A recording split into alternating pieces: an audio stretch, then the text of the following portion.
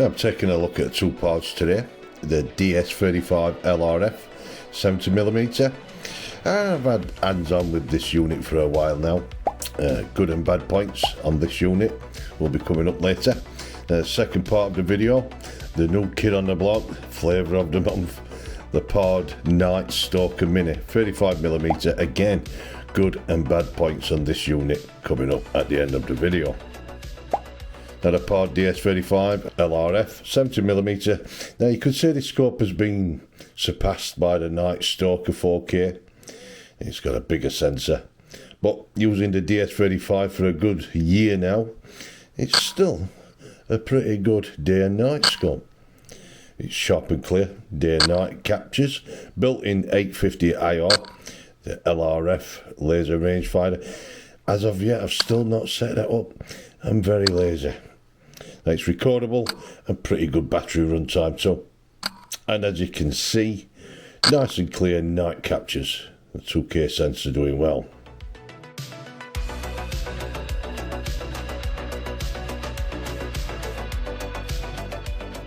The day captures are pretty good. This is the original ratio size. That's when I'm editing, especially when I put it in a 1080p timeline. Now viewing through the Ds35, it mimics the circular view you would get using a standard scope. Ds35 has a 30mm tube body, and the LRF model detects targets up to 1200 yards away, according to Pard. That is something I have yet to try. Now powered by a single 18650 battery, it gives good runtime, especially if you use the sleep function on the unit. Pard does state 8-hour runtime. I do think that's been a bit generous, but IR power settings do play a big part in runtimes. Now the radical design of the IR and LRF module on top of the unit can be a bit Marmite. You either like it or hate it. I'm kinda in between. I'm still undecided.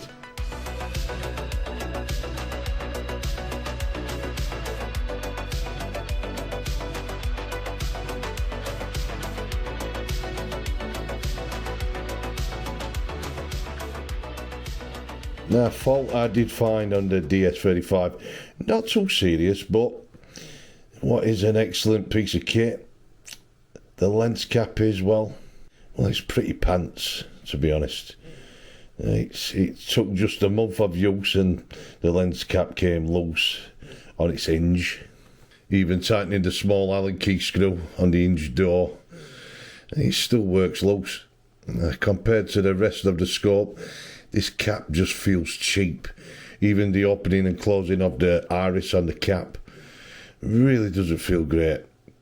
Feels pretty cheap. Terrible. It flaps about while walking around your shoot. A few times after placing the rifle in the tripod to take a shot, only to have my view obscured by this cap covering the lens. It is kind of irritating to use.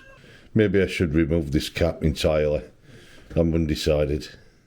So, good points. Ease of use, buttons responsive, nice soft touch, buttons rubberized, day and night view is excellent. Now they're not so good. The design can be hit and miss for some. Lens cap I mentioned earlier, and I'm finding on forums it's quite common. Some have had this cap fall off, broken, which is pretty poor to say the least. Really bad design. And finally, glitched firmware straight out of the box for me. On using the Ds35 for the first time, when I recorded my clips with the unit, I had no sound. And after plenty of forum searching, I found out I had to reinstall the firmware. Now, I'm not too bad with tech. Simply format an SD card, place the firmware, and the Ds35 does the rest when turned on. But if you're not tech savvy, new users don't really need to be doing this, especially something brand new, straight out of the box. Quality control, or lack of it, is the problem. But, slight niggles aside, it's a buy. Image quality, excellent, great design with the turrets. Overall, a good digital scope, apart from the odd flaw. Now moving on, next the Pod Night Stalker Mini. Again, night and day scope. I'm sure it has the same CMOS sensor of the DS35, I could be wrong. It's lightweight, coming in at 450 grams. It has a side focus dial, but more on this later though. It also has the 100mm eye relief, a one-shot zero, like most units from Pod. And this is a nice touch. You get a set of Picatinny mounts too.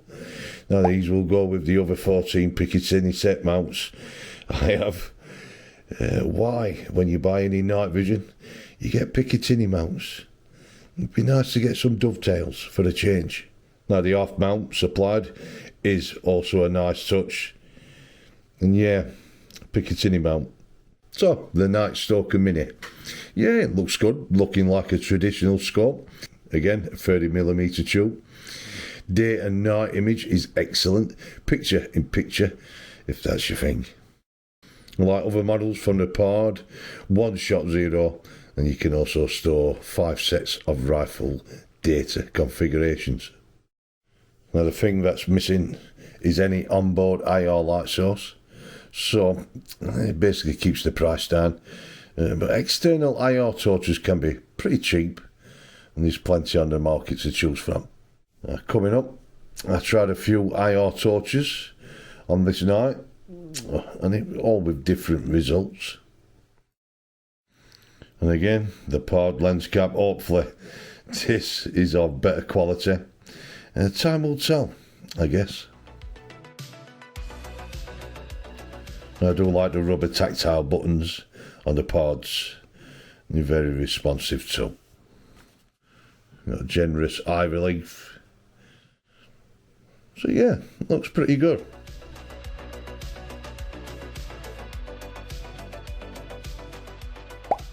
Now, like the DS35, this will be your view through the eyepiece. It basically resembles the traditional scope view.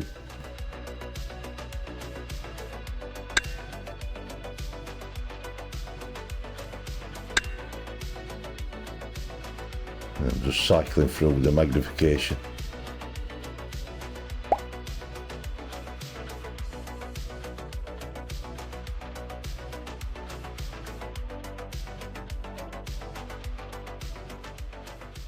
Our first time out with the Revere 8.177, really nice rifle, and it's not pallet fuss itself.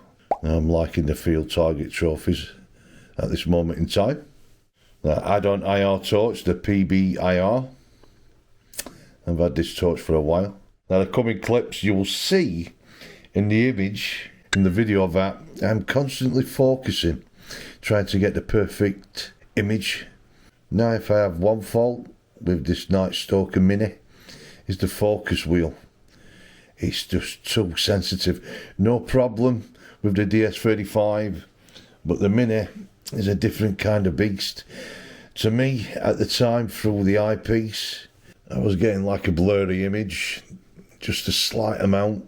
Now true, the recorded footage does look okay, but I was constantly fiddling with the focus, with the side focus. The perfect view eluded me. It's just way too sensitive. Now 3 rats were shot up on the bales. I didn't retrieve them, the farmer did. I swapped out the PBIR, and it's for the Cyansky IR. I'm just trying a few different IRs tonight. Some I didn't show. I got mixed results, but the IR, that will dictate overall picture quality on the unit. I'm still undecided which IR to go for. Now I do think the Mini is ideal for air rifle and rimfire. I think it's perfectly suited.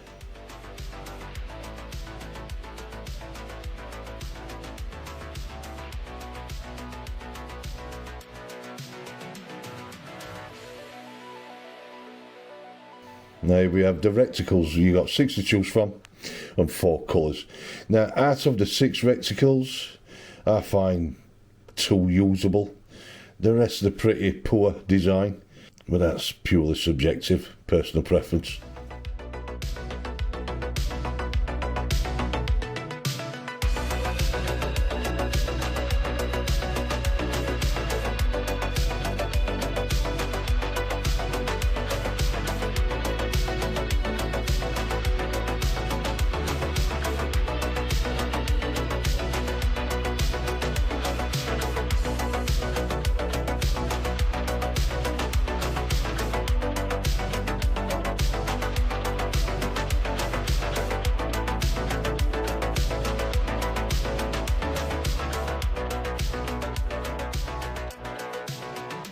Now this could be an unfair side-by-side comparison, but I thought I'd include it. And you got your DS35, 30 yards, onboard 850 IR, and then you've got the Night Stalker Mini using an external IR.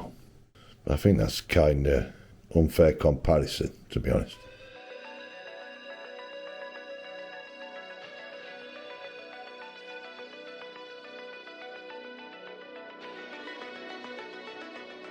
So, Night Stalker Mini, really nice scope. I do like the menu systems on the pards.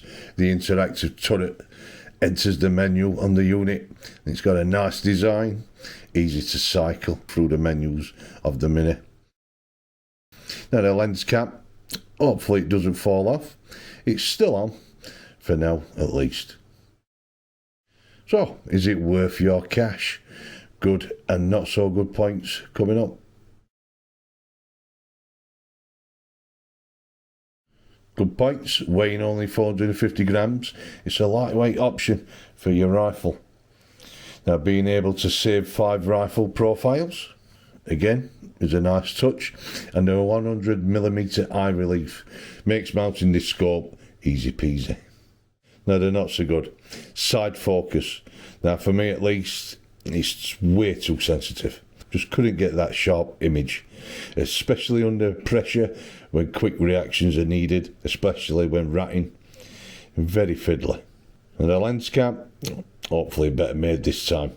Time will tell on this one. And finally, more reticle styles would be great.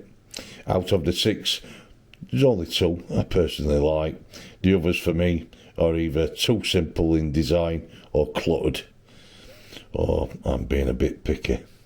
With the good and bad points, is it a buy or a pass? It's a buy, just. Now for me, the side focus is just too sensitive, so do bear that in mind before purchasing the Night Stalker Mini.